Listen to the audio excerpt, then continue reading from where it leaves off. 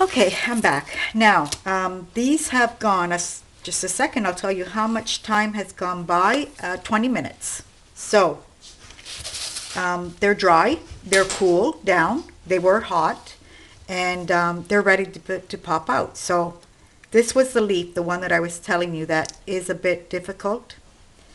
And we have that. Now, as you can see here, where the gesso has, come off, I'm just going to break it off. It's very forgiving. You just have to be very careful on these fine pieces.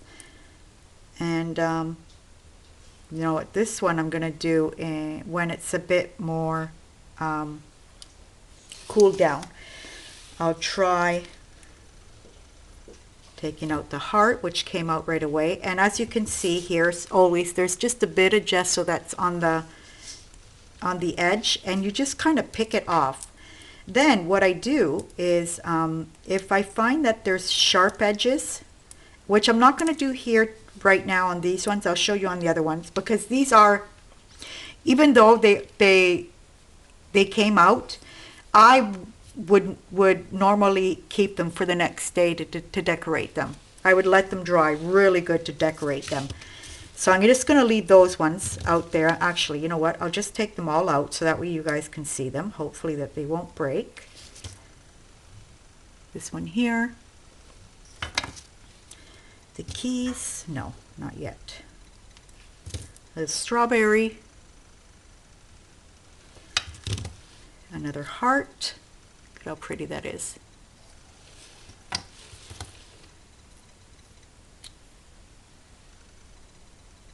These are beautiful embellishments. And then, let's see how the keys come out. Now, they just broke. See that? This is a good example to show you guys what could happen. If the pieces are too small, this would be good for paper clay. This would be good for, polymer clay. That's what it would be good for. So, that's trash. Always throw your gesso out in the garbage. Not down the sink. So you're going to need sandpaper, or I use these because they're small pieces and these can get into, the little grooves and things like that better when you're, like I said, I don't like sanding them as soon as they come out. It's good that you just, leave them for a while. It's morning here right now. These will probably be good tonight, late afternoon to start working on. But these ones that I did yesterday, I'm going to show you these ones. Now these are in ceramic. Same thing though, you have the little edges that are coming out, and you don't like those. You just sand them down. Do a nice clean job. And you're good to go. That's all you have to do. Then what I do is that before I paint them, because naturally they're going to have a whole bunch of, powder, even though they are ceramic, the gesso ones even more. Like they're going to be, see here, this is what you find left over. And these were done yesterday, so these are nice and dry, ready to go. And there we go. So I was noticing just now before I started the video that I was reading here. See, this one here was 2013. That's how long I've had it. That here and on this package, they tell you to put the powder in first and then the water. So I guess it depends what kind you're using. I find the method of putting the water in easier because it's easier to I find it better because it's easier. I know as soon as there's that little mountain on top of the water that it's not absorbing anymore, that it's ready to stir. So for me, it's really easy that way. So continue, cleaning it up with your emery board. Any little edges that you have sticking out, because there could be if, you pour too much. And I just love these ceramic ones. I am so happy with them. I won't, buy it again for selling purposes. It's not convenient. It's not convenient at all. for how much these kind of things sell for. You know, you're going to be losing money on how much that powder costs.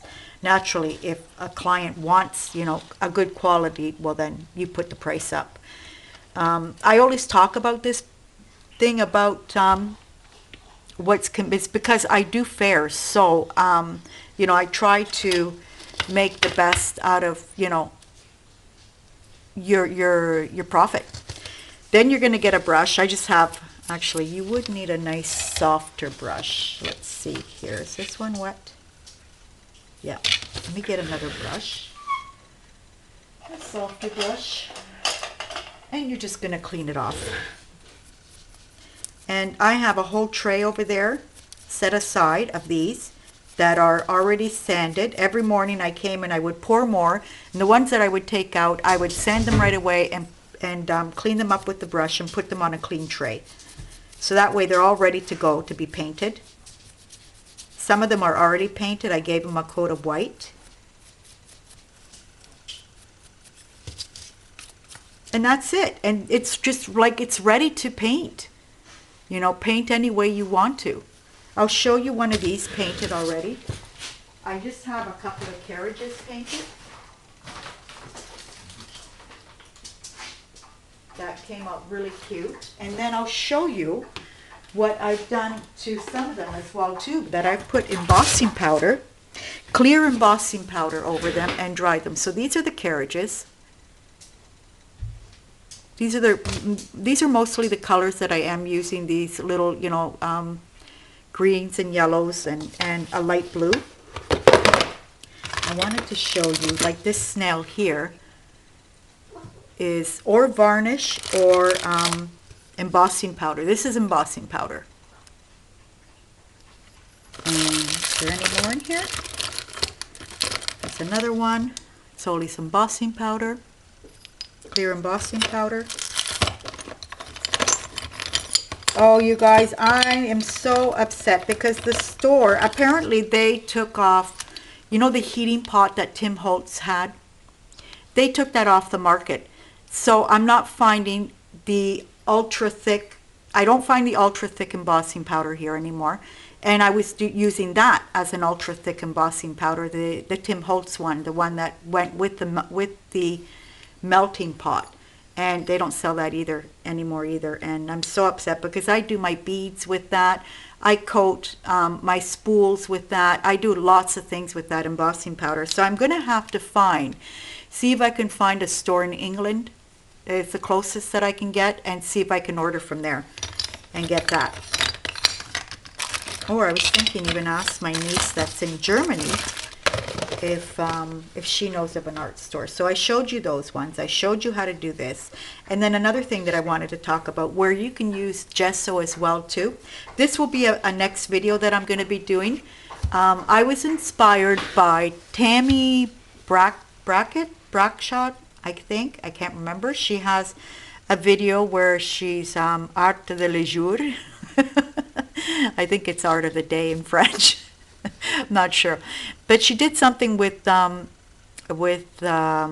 foil paper, foil wrap. Yeah, the foil that we use in the kitchen. And then Nina Rabina did something like that as well too, which I love that effect. I just love that effect with the foil on it. And I've done a couple of boxes that way as well too, a couple of tins in the past, and I've sold them at the fairs. But my idea for this heart, which is a styrofoam heart, was to cover it up with foil. So what went wrong here was that the styrofoam is very soft. So when I was going around it with my stylist, you know, to get the impression of the flowers and the ballerina, yeah, the ballerina came out. But to get the impression of the lace and the flowers on here, the styrofoam itself was too soft and you weren't seeing a good impression of it. So I took the foil off. I wiped all the glue off, and because I tried to glue it down, and now I'm painting it. This will be a future video, but what I did want to tell you about this was that I will be putting this in a little, it's not coming apart, in a little pot, right? I'll be putting tape on the bottom here to cover up the holes. But what I will be doing is pouring gesso in here. to hold this up. So what I do is I make a circle, right, out of cardboard. I measure this first. I measure this, the lid on cardboard. I cut the circle. I put a hole in the center, and I'm going to have something to hold my heart while the gesso's drying. This is going to be taped down in the meantime, so that way the cardboard won't move anywhere, and your gesso will dry, and you'll have, you know, your heart set into the thing. Oh dear. So what you do after that is you take your tape off. So let's say the gesso's already in here, it's already dry. You're going to take your tape off, and you're going to cut the cardboard away, so that way you don't have that, and you can have you'll see how much, you know, gesso you're putting in before you stick your stick in. And then you can cover the gesso up with moss or whatever you please to do. But I will be doing this video soon. I want to get this finished first and see, because it was my first time trying it. I have another heart ready. I have another whatchamabobber ready here that I want to do it with a peacock. And yeah, so I'll be showing this video soon. And you guys will be seeing how I pour the gesso in here and let it set. So that way. Okay. So yeah, that's, I think, about it about gesso. If you have any questions, put them down in the comments below. I hope I wasn't too, you know, confusing. And try it out. It's very inexpensive. Gesso is very inexpensive, and it's you know, just be very, very careful. Don't pour it down your sink. Don't rinse anything down your sink, because you're going to clog it up. That's the most important thing, because you don't want a clogged up sink with gesso. You got to call the plumber. So that's about it, you guys. I hope you enjoyed this video, and like I said, I will be announcing soon a giveaway. I'm not sure how I want to go about it. It's not going to be mailing me anything. I don't want to go. I did that a couple of years ago for my birthday, and I just simply adored all the gifts, but no, I don't want to do a giveaway in that sense. I'm going to do, I'll think of something. I will, I promise, very soon. Until the next time. Goodbye.